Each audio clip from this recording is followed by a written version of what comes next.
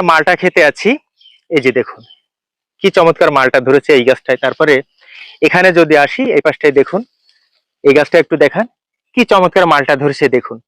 এই হলো মালটার বাম্পার ফলন। পাশাপাশি আমি একটু এই পাশটায় যদি যাই, এখানে একটা গাছ দেখেন, এই গাছটা একটু উপরের দিকে দেখান, এত পরিমাণে মালটা ধরেছিল এই গাছটায়। কিন্তু এই ক্ষেতের কৃষক, মালটা চাষি যিনি, তিনি চরম একটা ক্ষতির সম্মুখীন হয়েছেন।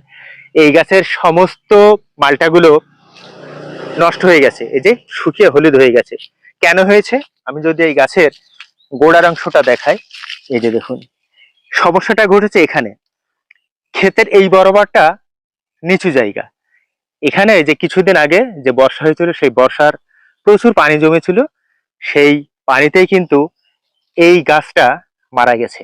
মারা যাবার কারণেই এই গাছের যে মালটা, সব মালটা নষ্ট হয়ে গেছে। কৃষক বড় অঙ্কের ক্ষতির সম্মুখীন হয়েছেন। তো যারা মালটা চাষী রয়েছেন, আপনারা খেয়াল রাখবেন কোনোভাবেই যেন মালটা খেতে পানি না জমে যায়।